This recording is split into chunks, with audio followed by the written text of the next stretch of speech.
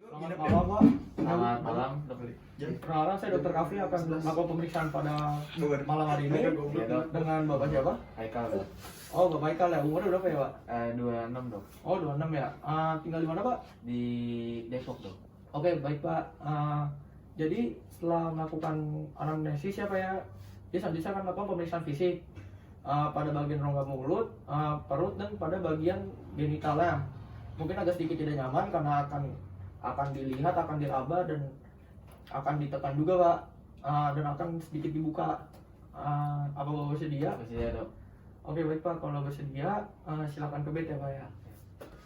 Selanjutnya saya akan menyiapkan alat dan bahan. Yang pertama itu ada hand wrap, ada stetoskop, ada kasa, ada handscoon, ada lampu pen light, lalu ada spattle tang. Oke.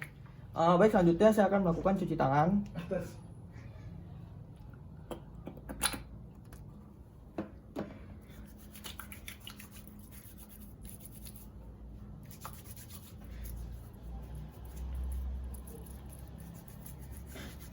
Lalu setelah cuci tangan, saya memasang handscoon.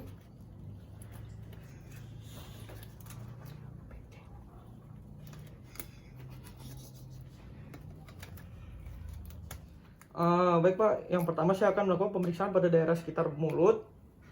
Yang diperiksa itu adalah daerah sekitar bibir, mukosa oral, gusi, gigi, dan pada bagian lidah, tonsil, uvula, dan pada bagian faringnya. Boleh dibuka dulu maskernya, Pak. Yang pertama tuh dilakukan inspeksi pada daerah bibir. Pada daerah bibir tidak terdapat perbedaan warna, tidak ada bekas luka, dan tidak ada kebiruan ya. Boleh dibuka mulutnya, Pak.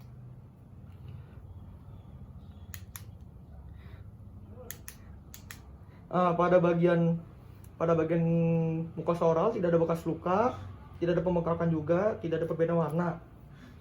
Lalu pada bagian gusi tidak ada bekas luka juga dan tidak ada perbedaan warna. Lalu pada daerah sekitar gigi itu tidak terdapat karies ya, Pak ya.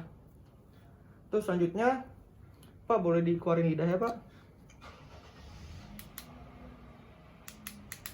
Baik, pada daerah lidah itu terdapat perbedaan warna ya, Pak ya, namun itu normal. Lalu tidak ada pembengkakan juga, Pak. Oke, selanjutnya boleh buka lagi, Pak. Lebih lebar lagi, Pak. Oke, pada bagian tonsil dan uvula tidak ada pembengkakan, lalu tidak ada luka juga ya, Pak ya. Baik, Pak, maskernya boleh dipakai lagi, Pak. Lalu diangkat perutnya sampai sebatas tengah. Oke. Baik, makasih, Pak. Selanjutnya saya akan melakukan inspeksi pada daerah sekitar perut untuk dilihat ada atau tidaknya perbedaan warna, ada strie, ada pembengkakan. Lalu setelah melakukan inspeksi tidak terdapat pembengkakan, tidak ada perbedaan warna, dan tidak ada strie ya, Pak ya. Selanjutnya dilihat juga ada atau tidaknya perbesaran organ ketika pasien bernafas. Lalu tidak ada perbesaran organ ya, Pak ya, ketika bahu bernapas. Lalu tidak ada bulging juga pada daerah umbilikusnya. Lalu tidak terlihat gerakan peristaltik ya, Pak ya. Lalu tidak ada pulsasi aorta abdominalnya. Selanjutnya setelah melakukan inspeksi pada daerah sekitar abdomen, melakukan auskultasi pada daerah abdomen yang dilakukan pada daerah 9 regio abdomen.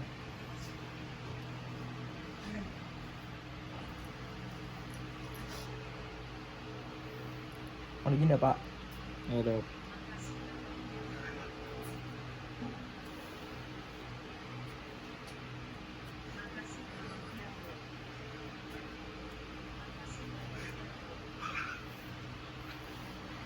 Lalu pada hasil auskultasi tidak terdapat bunyi bising khusus yang tidak normal ya, Pak ya. Jadi bunyi bising khususnya normal. Lalu tidak terdengar juga ada bunyi patologis khusus ya, Pak ya. Iya, Dok.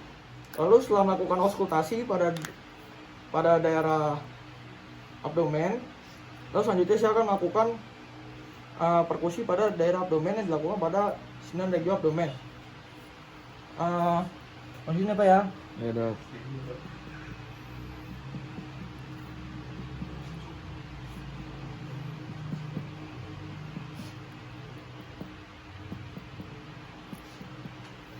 Lalu hasil dari perkusi dari 9 regi abdomen ini dengan timpani apa ya?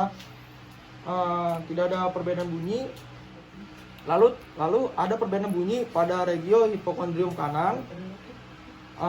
Itu bunyinya pekak ya, tapi yang lainnya timpani Pak. Ya dok. Lalu perkusi daerah sekitar lien untuk menilai ada atau tidak perbesaran lien yang dilakukan pada ICS 6. Kondisinya apa ya?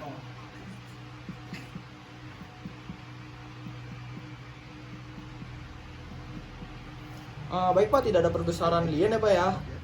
Lalu selanjutnya melakukan pemeriksaan liver span yang dilakukan pada ICS 6 untuk mengetahui batas hepar yang dimana bunyi dari pekak sampai ke timpani. Di sini Pak ya.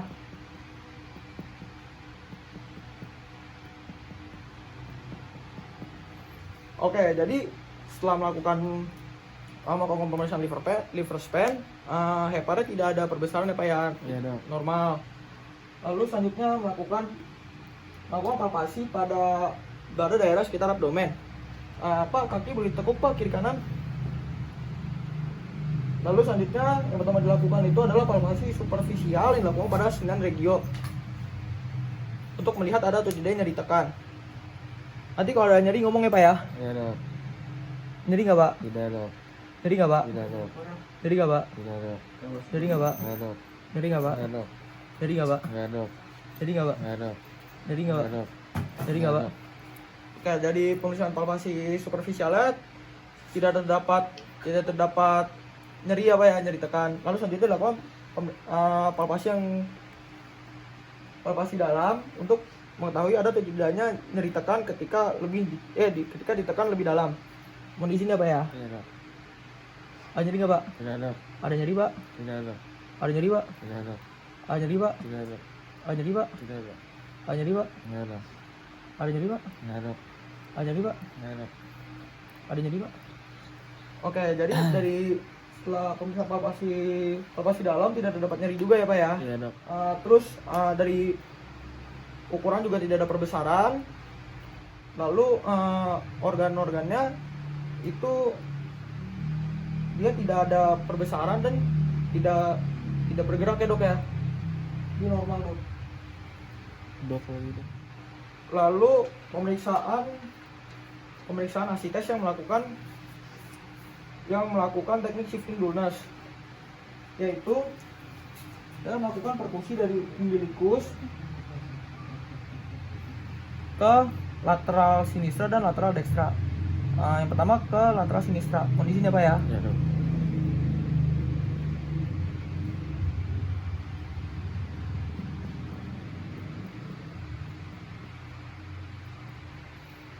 Baik Pak, kalau dari hasil perkusinya tidak terdapat ada cairan di dalam perut Bapak ya. Ya dok. Selanjutnya Pak boleh miring ke samping Pak. Oke baik, jadi di sini akan dilakukan perkusi kembali untuk menilai ada atau tidaknya cairan pada bagian perut Bapak, yang dimana terdengar bunyi timpani kalau tidak terdapat cairan dan menjadi redup kalau ada cairan.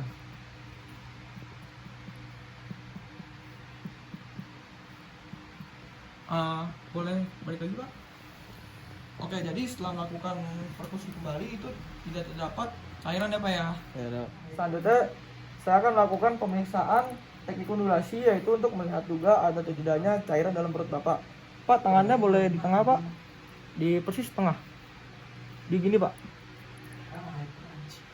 Selanjutnya tangan pemeriksa ada di sebelah kiri dan kanan, lalu digerakkan secara bergantian. Ketika getaran sampai ke daerah yang berlawanan itu positif, terdapat asites. Lalu tangan selanjutnya tidak terdapat itu juga Pak, boleh balik lagi Pak. Pada pemeriksaan teknik undulasi ini tidak terdapat cairan dalam perut Bapak ya Pak ya. Ya dok. Lalu selanjutnya Pak, kaki boleh dilipat lagi Pak. Selanjutnya saya akan lakukan pemeriksaan palpasi pada daerah hepar untuk menilai ada atau tidaknya perbesaran pada daerah hepar Bapak, yang dilakukan dari isias ke arcus costae. Tarik nafas siapa ya? Ya dok. Lepas, tarik, lepas, tarik, lepas, tarik, lepas, tarik, lepas. Oke, untuk lobus kanan hepare tidak ada perbesaran ya Pak ya. Ya dok. Selanjutnya pemeriksaan lobus kiri hepar yang dilakukan dari umbilikus ke arah kranial. Tarik nafas Pak. Lepas, tarik, lepas, tarik, lepas, tarik, lepas. Baik Pak, untuk lobus kiri heparnya tidak terdapat perbesaran juga ya Pak ya. Ya dok. Selanjutnya kan melakukan pemeriksaan Murphy-Sign yang dilakukan pada daerah perut, yaitu di daerah musculus rectus abdominis. Pak, tarik nafas yang dalam ya Pak. Terus ada nyeri nggak Pak? Enggak dok. Oke. Terus jadi dari hasil pemeriksaan Murphy-Sign itu tidak terdapat nyeri tekan juga ya Pak ya. Ya dok. Oke, selanjutnya palpasi limpa yang dilakukan dengan pemeriksaan dengan metode Slavner, yaitu yang dilakukan dari sias sampai ke arcus costae sinistra. Tarik nafas Pak, lepas, tarik, lepas, tarik, lepas, tarik, lepas, tarik, lepas, tarik, lepas, tarik. Dari hasil palpasi limpanya, dari palpasi lien ini tidak terdapat nyeri juga ya Pak, dan tidak ada perbesaran lien. Iya dok. Lalu selanjutnya titik Schaffner ini punya 8 titik yang dimana di umbilikus ini itu titik keempat. Selanjutnya pemeriksaan McBurney.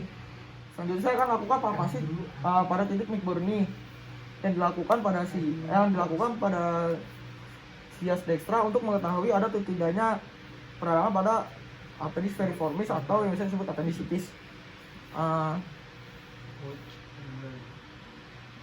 Ada nyeri nggak Pak? Tidak dok. Oh, lepas ada nyeri nggak Pak? Tidak dok. Oke, jadi tidak ada nyeri tekan lepas yang berarti pasien normal. Itu pemeriksaan hernia yang dilakukan dengan pasien berdiri dengan pemeriksa duduk di depan pasien dengan nyaman. Lalu bebaskan daerah inguinal dan genital untuk pemeriksaan. Lalu perhatikan ada atau tidaknya benjolan di kedua area inguinal. Lakukan yang pertama pemeriksaan hernia inguinal yang bisa yang kanan bisa yang kiri. Lalu yang dipilih yang pertama yang kiri dulu dengan menggunakan ujung jari telunjuk kiri untuk mencari batas bawah sakus skrotalis, kemudian didorong ke atas menuju kanalis inguinalis. Telusuri chorda spermaticus sampai ke ligamentum inguinal. Setelah itu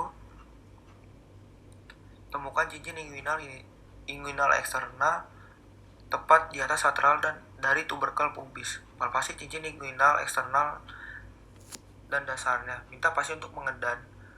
Lalu cari apakah terdapat benjolan di atas ligamentum inguinal sekitar tubercle pubis. Lalu dilakukan juga pemeriksaan hernia inguinalis kanan dengan cara yang sama, dengan menggunakan ujung telunjuk jari kanan. Lalu untuk menilai hernia femoralis dilakukan dengan meletakkan jari di bagian anterior dari kanalis femoralis. Minta pasien untuk mengedan. Perhatikan apakah terdapat pembengkakan atau nyeri.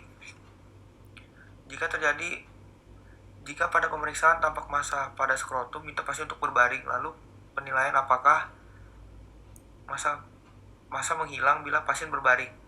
Jika massa tetap ada, lakukan palpasi pada massa. Dengarkan menggunakan stetoskop apakah terdapat bising usus. Lalu interpretasi hasil pemeriksaan. Baik Pak, jadi untuk hasil pemeriksaannya ini normal ya Pak ya, tidak ada kejadian hernia. Baik Pak, pemeriksaan telah selesai. Ya dok. Untuk hasilnya tidak ada kelainan ya Pak ya, Ya, jadi semua normal, tidak ada perbesaran juga, tidak ada nyeri juga. Baik Pak, ada yang ingin tanya lagi Pak? Tidak ada dok. Oke Pak, terima kasih telah melakukan pemeriksaan ya Pak ya. Terima kasih dok.